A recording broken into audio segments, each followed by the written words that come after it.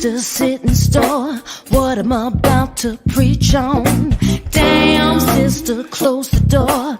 Watch what you step out on. I said, hey, sister, so before you become a sin, I said, hey, sister, there is more, even if you think there isn't. When you live your life day to day, there will always be obstacles in your way. But don't let that get you down, girl.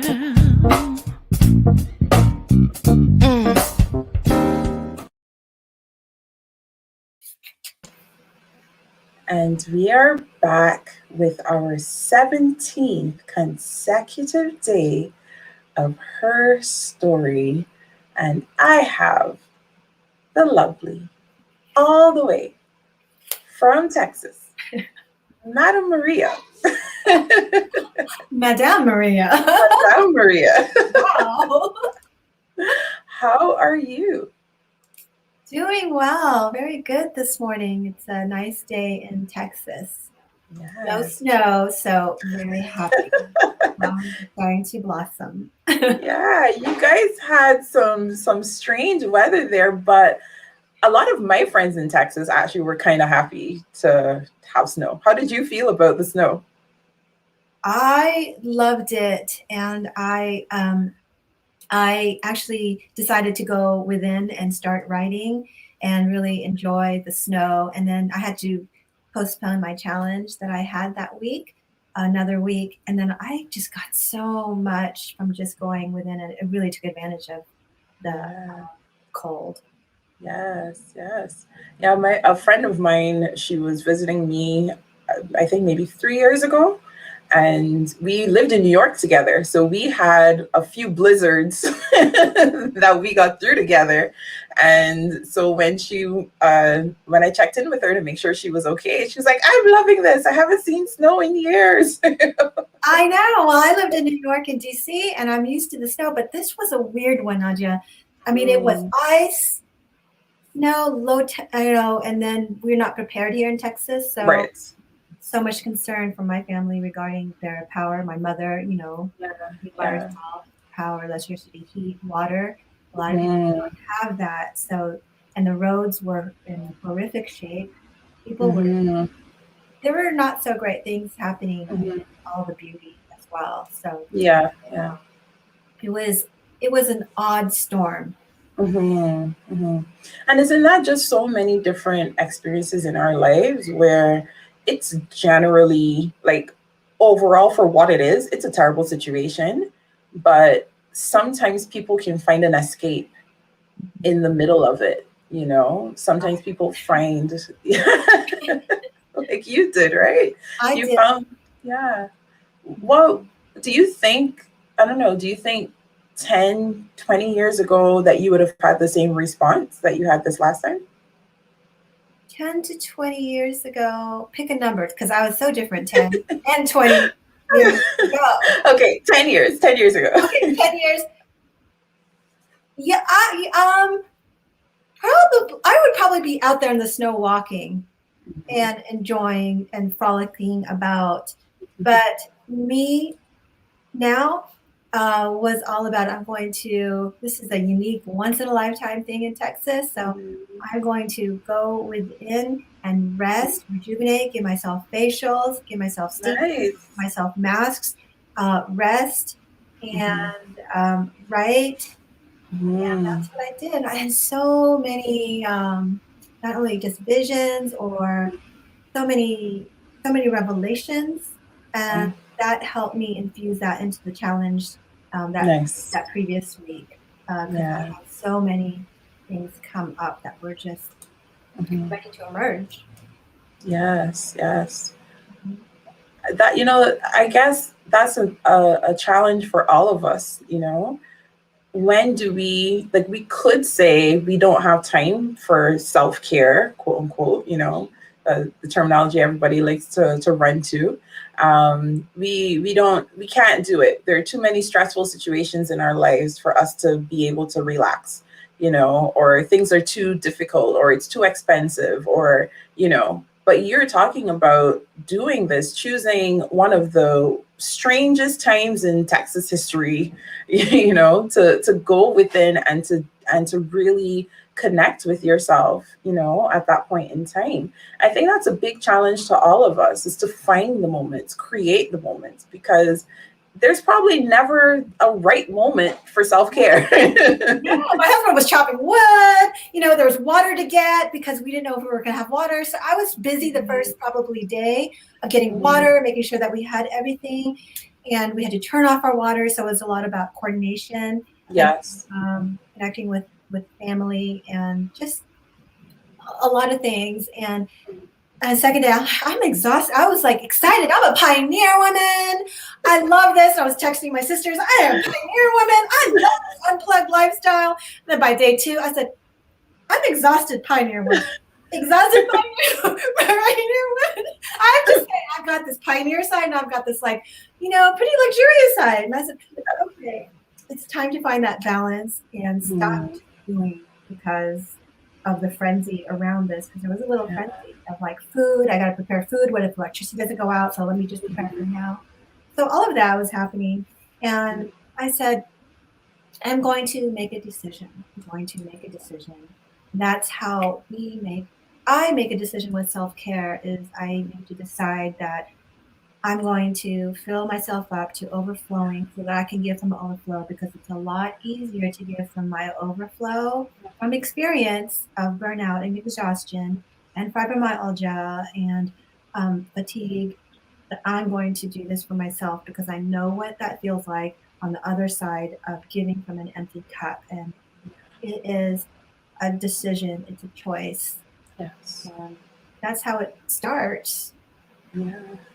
Absolutely. There is a clear decision that we come to, as givers, as people who are naturally willing to pour out. There is a decision that we have to make that says, I do need to pour in, yeah. Yeah. It's so true, because then you'll start giving from resentment, and then that only hurts your body. Your body feels it, your cells hear it, your cells are eavesdropping on you. And I don't want that. I want happy cells. I want happy cells. I want to create health that easy by giving myself that. And others will automatically receive that. Yes. And it's a real paradigm shift, because, when we go back to the stories of the pioneer woman, that's not traditionally what we were, right? By the sweat of thy brow and stuff like that. That's what we were really told and what we really believed and held on to as truth, but it's a real paradigm shift that says, hey, I got to put my mask on first. Right? Pioneer woman looked exhausted. She did, right? If we really check it out, we're like, oh, hold on a minute. Lifespan back then, This is true. There was no I can't say, I don't know what a pioneer woman, a true pioneer woman. It was a lot of hard work, and it was a different time back then of survival. Now that we're beyond survival, we are thriving women. We can have it all. We can have it all, but do we want it all? But what do I want? I don't want it all. I know I can't have it all, but I want what I want. I want what I want. And that's a simpler way to be happy. Yeah. And you know what? Okay, you're right. Maybe we can't go as far back as pioneer women, but we were both kind of chit-chatting, giggling on the side about being immigrant women. And we're like, oh, we can handle this. We know how to take this on, because, and so we have so many immigrant women in different countries, having migrated from home to wherever they are now, who are facing so many of those tiring circumstances. And not just the one-off snowstorm that came, in a freakish time, but these pervasive, consistent challenges, by the virtue of their migration. So can we, as immigrant women who've experienced that, can we give them a little bit of encouragement now? This wasn't planned, but can we just give a little bit of encouragement, while they're in that pioneering phase, help them get through? Yeah, the immigrant women, helping them get through. Yeah. Yeah. Well, in what way to give them encouragement? Meaning, like, even though, trudging through, moving through, pushing through, I think that pushing also, all the pushing energy also is more, is a forceful energy, and to just like lean back a little bit. Mm-hmm. And then you could see kind of the bigger picture of what do you really want, instead of you being able to do it all, because I know you as an immigrant woman can do it all, and so what do you want to do right here, right now? Because the law of advancement says right here, right now, you do what you have. And I think this is what the immigrant mentality is. You do the best with what you have right here and be resourceful with what you have right now. And then you are almost initiated and granted towards the next step. And so if we could just see what's right in front of us now that is drawing and being emerged from us, then you can live a lot easier in that way, not having that big long to-do list of next week. You just live here in the moment as immigrant woman, struggling, wanting to do it all. Yes, yes. And I mean, for having experienced the traveling and the starting over, in different places, I would also add to Maria's encouragement. You're allowed to have desires. You're allowed to have desires beyond surviving today, So we are resourceful with what we have here and now. Allow yourself to, as Maria says, to want what you want. In that, especially in that initial migrant phase, there's a lot of self-sacrifice, Sacrifice and shame for wanting something beyond survival. Yes. And that we have to always be on survival, and we always have to struggle, and then we have to look like we're struggling. Yes. To feel like we're doing something. Yes. And because it's the external people or things around us that are bringing the shame, or us allowing to feel that shame. Yes. Isn't that so true though? Like it's almost like a badge of honor to look like you're in the struggle, because that's the proof that you're virtuous. That's the proof that you're doing what you're supposed to be doing, that you're building this better life for your next generation. But it really just perpetuates the cycle, Yeah, that is so true. Yeah. I love that we went there. I know, right? That was super not planned, but in the moment. Now, we've learned a lot about you, Maria, but what are some things that you really want us to know about who Maria is? Tell us about yourself. Who Maria is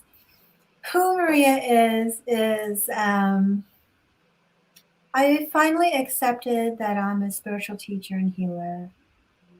It took me all my life until this point to finally accept that about myself. And it has gotten so much easier to now live from this place of acceptance and surrender and gratitude and grace, because it was all me. It was all gifted. I chose it coming in, and I just finally remembered and accepted. But it's taken me all my life to put the pieces together, to realize my grandmother there was to support me, to show me the way as far as the religion part, but I carry on the torch as the spirituality part. She showed me the aspects of the divine feminine, and all those pieces that started to come together. Why I had that candy club when I was like 6 years old. I had a candy club. I was president of my candy club. And that had its part, and all of those things when I was playing in the dirt, in the soil, selling my dad's overflow of tomatoes. It is all who I am today. And I play. I hula hoop, and that's my work.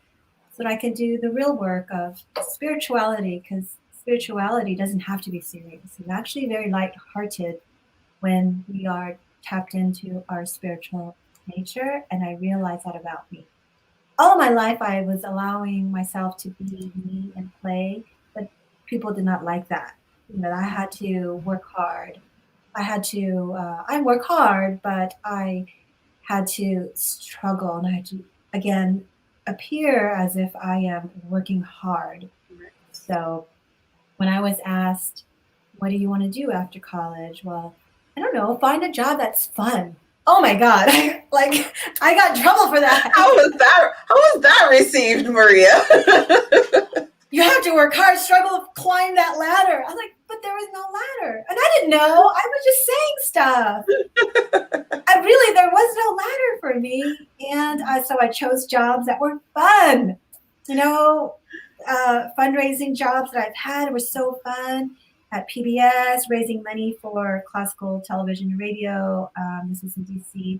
So I went to a lot of big parties and, coordinated parties, and what PBS stepped in, and there was Big Bird there. I rollerbladed with my employees at the bank when I managed a bank, and I've always integrated fun into my work and play. So that's the essence of me. I always thought play was always a part of me. Now it's coming back even stronger. Yeah, that I really want to pull that out, because that's been a challenge for me, playing. And when I first heard T. Harv Ecker's million, oh my gosh, I can't even call it right now, but Millionaire Minds, right? Secrets of the Millionaire Mind.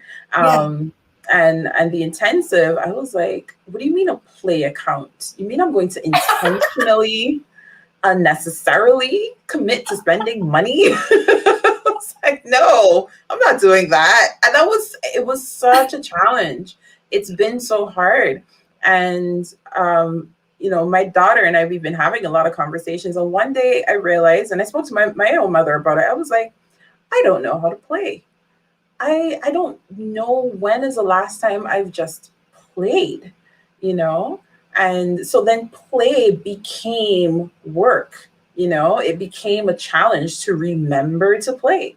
And so my daughter and I, we've scheduled it in. It's at the beginning of the day, because the other paradigm shift we had was, well, you work first in order to earn playtime.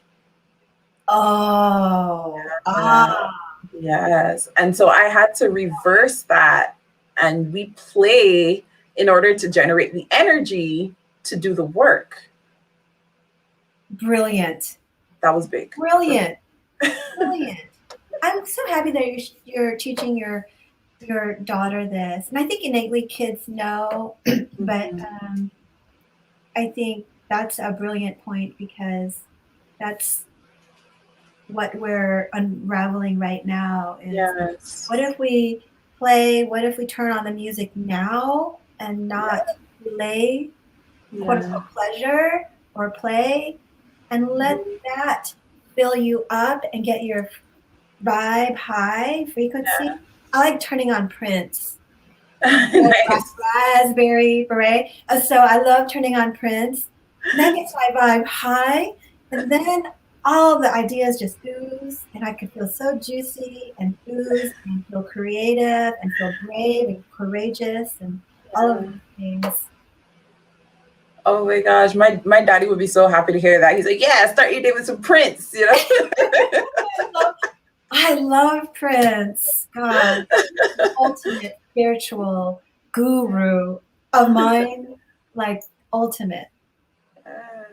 Man, I honestly, I came up on like Prince and Earth, Wind and Fire, and like some of the, like these real good, oh my gosh. Yeah. As a little girl, I remember I was a teenager, and my friend, his parents were dropping us home, and some song came on, and I was jamming and singing it, and they're like, "How do you know this music?" Yeah, how did you know? I was like, I had a really healthy dose of this stuff when I was like 4. Oh my gosh.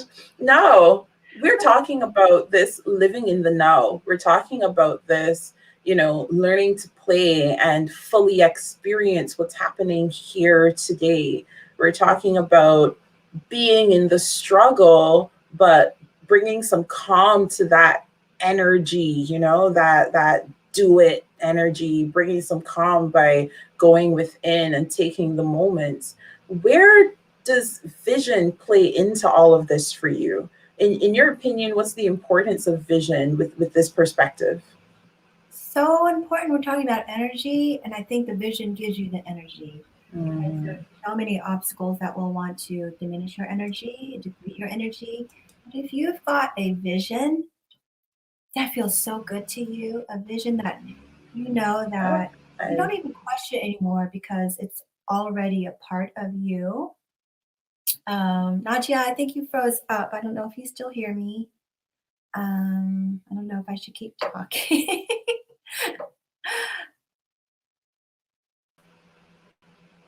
Okay, there you are. we're back. I That was so lost the weird. vision. I lost the vision. Okay, vision's coming back. But it kept the energy going, like you said, right? Energy. Yeah. I think vision gives me energy. And I think when we have a vision, we become unstoppable because it's already part of us. And it's the vision is already part of us and it gives us energy no matter any roadblocks, and there would be roadblocks, there would be anything to stop you from fully realizing that vision because Yeah. it's coming from your spirit, your soul. And Mhm. this life wasn't arranged and created for our soul, because we created another system, a patriarchal system.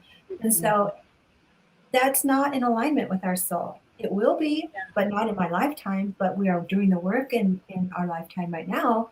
And that makes me very happy. Yes. But the vision gives me energy Mhm. and it gives me great joy to know that in that vision, um, I am fully backed. No doubt. Yes. No doubt. Yes, yes. I am fully backed. The everything is conspiring for the purpose of my success, for this vision that I have within me. That fully backed, fully supported. We talked about that in our affirmation a couple of days ago. I am supported. Whether or not the systems and structures around me support my vision and what I'm doing, I am fully supported, you know? And I mean, even when you're talking about the ability to recognize that vision is what keeps the energy going, and tapping into that and allowing ourselves to bask in that and to realize that it's a gift, it's a gift to perceive the vision. It's like we all have vision available to us, but only some of us allow ourselves to receive the gift that's Oh, there and present, And that's why we believe this Her Story space is so important. Because like you said, there are real systems and structures that have been built not to cater to or encourage or empower the feminine, that it's just not, the systems are working exactly as they were created to work, but they were not built for us. And so now we create new opportunity, like you said, it may not happen in our lifetime, but we're going to put in the work now so that generations to follow, our girls and, daughters, whether from our own loins or daughters of our next generation, now they have a very different platform, So as we unlearn, we can now teach them what we're relearning instead of making them go through the same path of having to unlearn stuff too, right? hallelujah. Yeah, Hallelujah. That. yeah, yeah. Yes. It's so Yes. so Yes. important. Yeah. So Yes. now we talk about these structures. We talk about them. They're real, you know, and they have effects on our lives. And we go on a journey, right? We go on a real journey to be able to tap into our power despite these real systems that are out there. Has there been an example, a time or moment in your life where you felt as though there was an attempt or even success at diminishing or silencing your voice? I think it's still continues to happen if I allow it. But am I going to allow it? No, no more, no more. Um, yeah, there's so many times, and I think because um, you know, as an intuitive empath, I think the women out there who are, there's a lot of information coming at us, and we then decide to be quiet because we know a lot more than what is actually being presented to us. Let's Yeah. say a confrontation, for Yeah. example, and that's when I kind of like suppress my voice because I don't know how to relate to that confrontation because I have a bigger, broader understanding. Mhm. And I don't know, does that make sense? Sometimes I'm sort of Yes. esoteric, but specifically, there's been so many in my life. Even renting a studio space when I had a Ayurvedic studio and healing spa. I was single, and the man who there was two men who interviewed me and or the property management company, and they took me aside and they said, "Well, we need this back by, you know, you're not married. Why aren't you married?" And like this stuff Really? still goes on. And I had a financial proof that I could do it on my own, and I felt I didn't even want to go there and defend myself because I met the requirements. And now they're asking me something very personal and something that is has nothing to do with my ability to pay rent. Yeah. And so I felt kind of suppressed. And you know, there was another time when I went to it was called retirement executives, and you go to them and they look at your business plan, and they looked at my business plan. It was in 2006. It was called De-Stress Essentials. Back then, that's how I started. And they said, this won't succeed because you've got a hyphen in your URL and it is too long. Nobody understands the dropship business. It's for home spa products, and I totally made it up. But again, I didn't want to defend myself because I already knew this ignite was going to ignite something. I don't know why, but I knew inside of me. So I decided to stay quiet. So all of those moments of staying quiet through my success path were by choice, but I'm not going to do that anymore. I'm going to find a more feminine way of being subtly in my power rather than in defense because of fear for whatever reason. So it's still constantly happening, but I now choose Mm. I am not going to suppress or quiet my voice when I need to, when I need to speak up. Yes. Yes. Yes. That is so important because especially for women who are non-confrontational by design, you know, Yeah. there are people, masculine and feminine, who will engage very easily in confrontation. Oh, yeah. Yeah, but there's some people who just can't deal with confrontation, you know. And I myself, I would tend to avoid confrontation, right? I have this big thing. I would tell people, listen, I don't quarrel.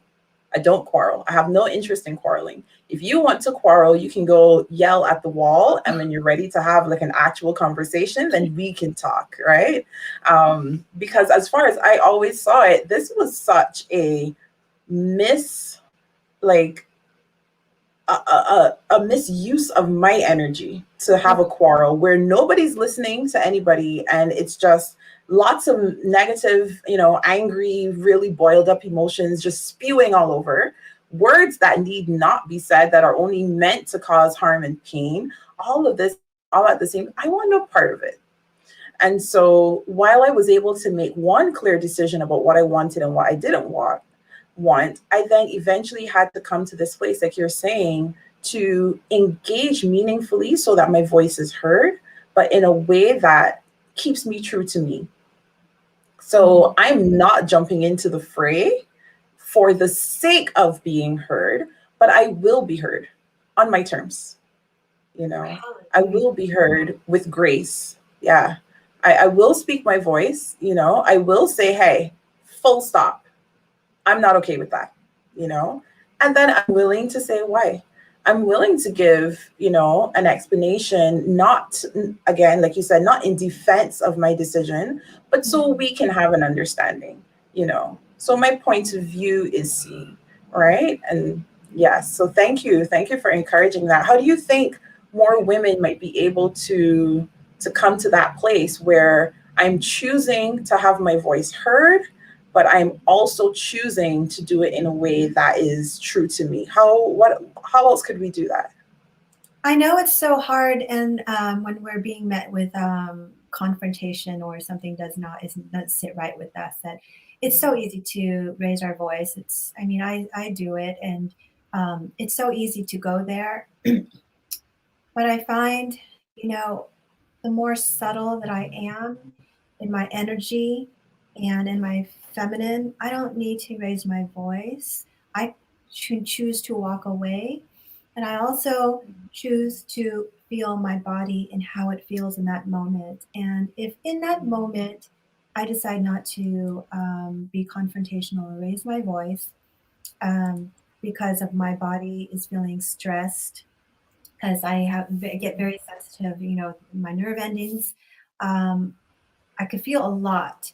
So my main priority is taking care of my physical body because I feel a lot of people's emotions and anger and um, feelings of positive or negative.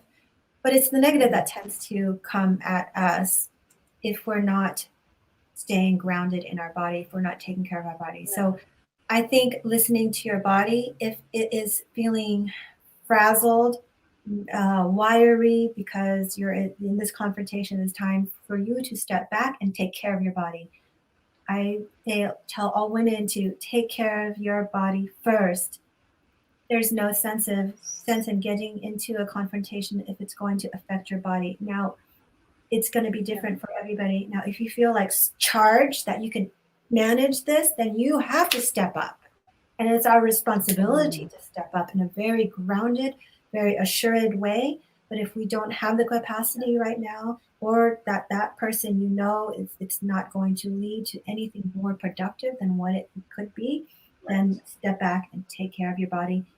Go to another room and breathe and let it out of your body. Don't give it to your body. Don't give it to your breast. Don't give it to your cervix. Don't give it to any part of your body that energy can tend to stagnate there.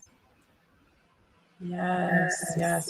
And I mean, even that idea of not giving it to our creative spaces, the spaces within our bodies that create and sustain life, you know, that is so crucial, because when we as women absorb, that's where it's going, you know. And so then it becomes about, and this is really important what you're saying. I want to pull this out a little bit. Yeah, please do. Me choosing to speak or not to speak has to come from me deciding what is better for me in this moment. And so the silencing, this external silencing, and whether or not I allow myself to be silenced by this external force, you know, we're moving away from that to choosing. Sometimes wisdom will dictate silence, right? But that is us choosing, okay, in this moment, I am choosing to withhold my words. I don't know. I think you came up Catholic, correct me if I'm wrong. But I don't know if you're familiar with this term, casting your pearls before swine. Have you ever heard that term before? I've heard about it. I've heard it. Yeah. I'm not very good with those things and what they mean. It's like this idea that what you have to offer is so precious. Why waste the gift of it before people who refuse to acknowledge the precious? Ooh. Yeah. Using to participate in the gem of your gift that you're offering, they're only here to tear it down. They're only here to pull it down. And so is it worth actually allowing yourself to give this gift to others who are hell-bent on rejecting it? Hell-bent. They're not able to receive it. So why not need to go there? And there's this polarity, and there's this divine attraction or divine polarity. And I think that you have to know who you're talking to, and if what you're saying is repulsing them, then you guys are just on different energetic levels. Exactly. So there is no productivity happening. So that's when I choose to really try to understand what's happening. It happens, in a snap. I'm like, that's when I back away and just get silent, just get silent and take care of my body. That I have just been like, energetically raped. That's a strong word, but like that. And now I've got to go take care of my body, energetic body, through my breath and through giving it more oxygen, so that blockages and stagnation don't get held up in my body. Yes. I hope we were able to all keep with. I could hear everything you were saying, but there was a glitch on my end, so I'm hoping we were all able to keep up with that, with what you were saying. And again, this ability to recognize power in our voice. I think what you're saying is a new perspective on the conversation we've been having this month. We've been talking about accessing the power of our voice, but there's also a power to our silence.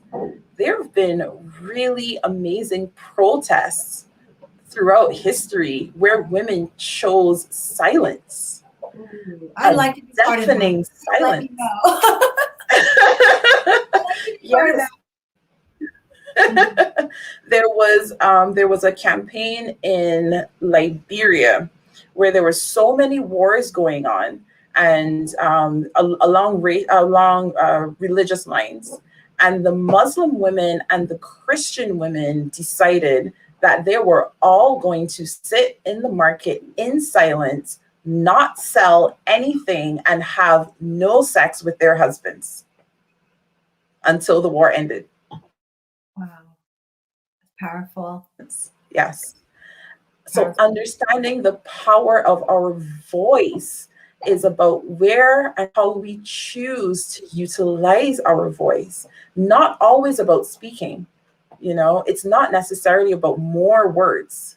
It's not necessarily quality of words, and where we choose to invest those words. That's a very different side, Maria, of this conversation. Thank you for bringing that perspective. Thank you. So much wisdom in what you just said. So much wisdom. Thank you for bringing up that perspective. Thank you. So now that you talked about going within, you talked about spending some time writing, in what was otherwise a difficult moment to live through. You talked about going within and writing and spending that time with you. This idea that we can take control of the narrative of our life story that is told. We can decide on the version of our story that is told. How does that make you feel?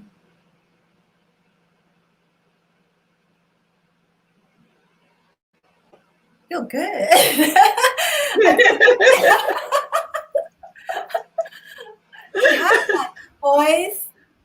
To have that choice, because when I wasn't awake, I didn't know. Like in my 20s, I was going through the motions, the corporate job, all of that, going through the motions, thinking that was my, the success path. was all good, and it all relates to where I am now. But it just feels good. What's the question, Nadia? How does it feel to be able to write the version of your story? It feels good. I'm telling you. Oh, well, not only empowered, but it just feels good. I like to feel good. And Yeah. that feels good to know that it is available and that I can access this and I can actually be it, do it, become it. I mean, it feels good to know I'm a powerful creator and I'm responsible for my reality and I'm responsible for, my health. I'm responsible for the relationships that I have. I'm just so responsible to what I create and the things that don't I don't want to come in my life, but I created that. And so I can uncreate that. And I can't uncreate it, but I can create even more beautiful and continue to course correct, continue to learn, continue to have fun and play in the creation process. Yes, absolutely. Now, with all of this, this brings us to this ability to not just create, but to walk in a life of victory, to really soak up this idea of my vision gives me energy, my voice is my choice when and how I use it. Or even withhold it, it's not based on anyone else. It's my decision. I am empowered to feel really good about writing the version of my own story. And this brings me to this life of victory. What imagery comes to your mind when you hear a word like victory? Ooh, that's victory. But I also posted this. I also just posted up a seedling on my Facebook page, and you're welcome to see what that seedling looks like. It actually looks like this, and Yeah. I think it is. I think it's a.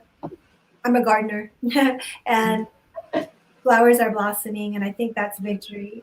I think it's victory when the gardenia knows it's a gardenia, and that its fragrance releases so that us humans or animals can take in the fragrance. And I equate victory with the fragrance that like a flower petal gives off and that we give off when we're in our full grace and glory. It's like the energy, the waft of that could be the smell of the essence of that could be smelled by you or anybody who comes within range of your consciousness. Yes. And that's, I think, victory has a connotation to me of, I see visions of half naked men in a ring circle. What do you call that? Arena fighting and then victory. Yeah. Back in the day, gladiators. Oh, yeah. I'm still stuck on half naked men. I'm seeing gladiators, shields. Like Yeah. victory. That's why I say victory. But what I want is if you're maybe seeing visions of like that and victory, like on top of a dead animal, victory. That's how I say it, like, oh. But I want to see victory as like, wow, you've reached, you're blossoming this potential, and then you'll rise to your next potential and expand into your next, and you're always giving out your essence. So I think that is a new paradigm shift of victory to me. I get to smell this is what it feels like in your victory and glory, Nadia, is I receive it. The women receive the essence of her story, the essence of what you are creating, and we're in it with you. Yes.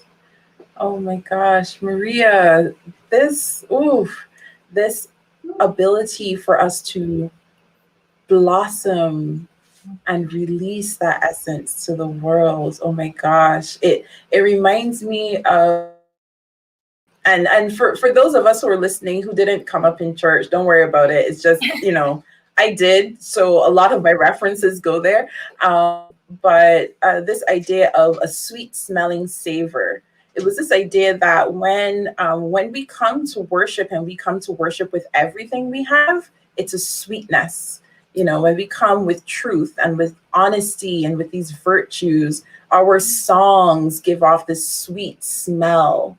And that, just what you were talking about, it took me right to that, that when we fully become ourselves, anyone within our vicinity, and I mean, in this world now, it's virtual, right? It doesn't even have to be physical presence, but in hearing our words and hearing our voice and being around, what we are giving off and what we're creating, they're able to smell this sweet aroma. I never connected that to the word victory, but oh my gosh, that is a victorious life. I love when people all those things are sitting in church and all like, what?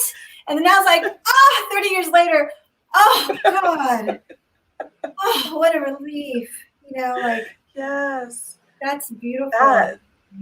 That connection. I've been loving hearing our women redefine this terminology of victory. I've really enjoyed this process of hearing how all of us have come together and we are bringing this very different, much more feminine, much closer to our core understanding of these words, and being able to take that power of newness of thoughts and implement it in our lives in different ways, and having so many different women watching because they connect with each of our stories in different ways. It is one of the most fulfilling and powerful things that I've been able to be a part of, and I'm really, every day that I get to sit down with you guys, it's like this fills me up. You know what I mean? I can go do other stuff with my day because this fills me up. Take it, scoop it up. Yeah. Yes, absolutely. All the sweetness, right? All the sweet smells. Just soak it all up. Sweetness of life. The sweetness of life. I think that brings me to we are unsatisfied with certain things in our life and we reach for the physical sweetness like cakes. Yes. And cookies and all the sweets. But it's the sweetness that we really want to capture that gives us that true fulfillment of what we're talking about. So I love technology to discuss sweetness. Isn't that something that we try to replace the sweetness we desire with something that's actually detrimental to our health? We're missing that sweetness in our life. Isn't the Italian that say la dolce vita? Is that to sweet? Yes. Yeah. Right there. Oh my God, we have so many aha moments. Oh my goodness, that really is something.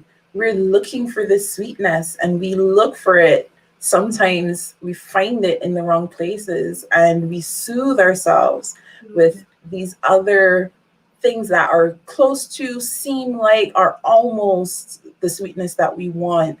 But oh my goodness, sisters, I hope y'all are hearing this because there's been some real knowledge dropping for the last 17 days. I hope you're really soaking it up today. And if you want to go deeper with my sister Maria, I'm going to make sure that you can do that by clicking on her link. It's already posted, so click on the link with this video and make sure that you connect with her through her website. And if you want to go deeper with us at HERstory, we have an event coming up in April. It's called Hey Sister, Let's Color. And guess what we'll be doing? We'll be coloring. Because like Maria said, sometimes it's important in the middle of the doing and the activity and the pushing and the surviving today to go within. It's important to take that pause, to take that moment and to go within. And how much more powerful is the ability to do that in concert, not in isolation. Yes, we need our quiet and we need our alone time sometimes, but we have experienced this power of doing this go within in concert with other women who are sharing that space of, hey, sis, it is okay to spend a couple hours on you this Friday night. Hey, sis, it is okay for you to have a me gift and to spend a couple hours on you this Friday night. Hi, sis, we are here to support you. You just came in from work, whether it was virtual work all day or you actually had to go out physically and work somewhere, or you've been in the house and you're working, right? Whatever it is that your day, your month, your quarter, this crazy pandemic time, whatever it is that it has laid on your shoulders, hey, sister, it's okay for you to let it go and to have a few moments to color. Because Maria, one of the things that we all connected with, if I'm honest with myself, now that I look back, we did this event in January. We did like a smaller, tester event. And we were all, these visionary women, active, leading these nonprofits, leading our businesses. We did not know how to play.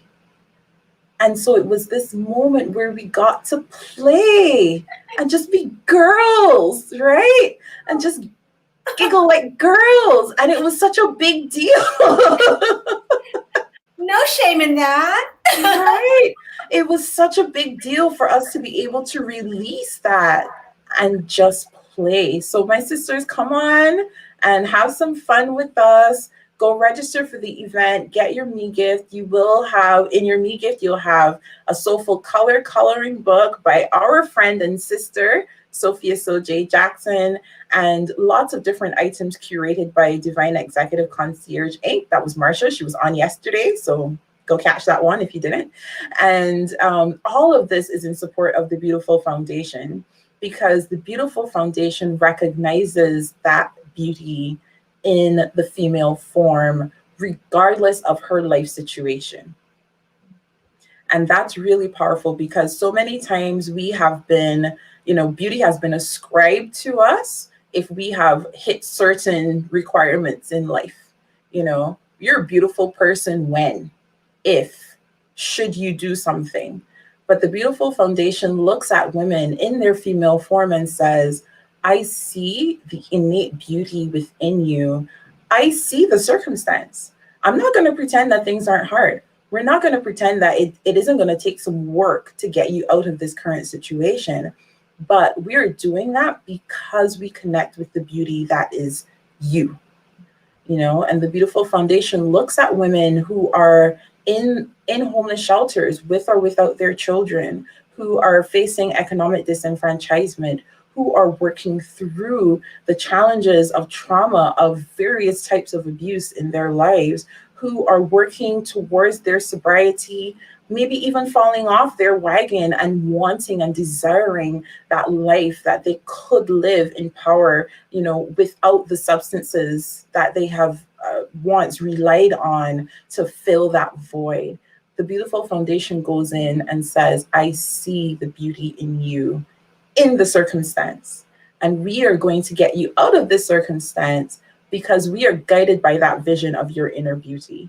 Imagine, my sisters, a time in your life where you felt completely ignored and forgotten and left to the side, and everybody else seemed to be getting it. Everybody else seems to be getting through and not you.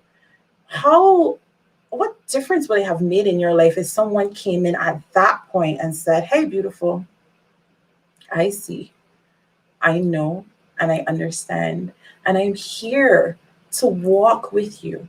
I'm going to come in and I'm going to give you my hand and I'm going to walk with you until you are, like Maria said, you are fully manifesting this essence and just emitting this essence of your truest beauty to everyone else.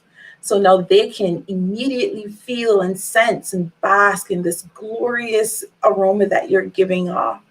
That's what the Beautiful Foundation is doing every single day and has been doing for the past 10 years and more. So come on, sisters, help us support the work that's continuing to be done at the Beautiful Foundation. And if you want a deeper connection for your own mind and where you're going with your vision, your voice, your version, your victory, Our masterminds begin in April. 5 masterminds every month from 5 different women from literally across the globe. We are bringing it all to you. 5 different perspectives, because that's what we're here for. Growing through one another's experiences and connecting with one another in all of those different experiences. So, my dear Maria, any words of wisdom for our sisters before we say goodbye today? Yes. Be happy in this moment, for this moment is your life. Choose happiness for yourself. Yes. We give you that permission today to choose happiness. Yeah. Despite everything else that we were taught we needed to do, we give that permission today. My sisters, choose to be happy as you go through the rest of your day, and be back here with us at noon tomorrow, because every day in March, we are right here, live on Facebook and live on YouTube. So we'll catch you tomorrow with another powerful woman and another amazing story. Maria, thank you. Thank you. And thank you to all of our sisters who've been on and engaging with us today. If you're catching the replay, #replay, and let us know what resonates with you. And we look forward to sharing more with you all month long. Bye, everyone. Hey, sister, sitting store, what am I about to preach on? Damn, sister, close the door. Watch what you step out on. I said, hey, sister, so before you become a sin, I said, hey, sister, there is more, even if you think there isn't. When you live your life day to day, there will always be obstacles in your way.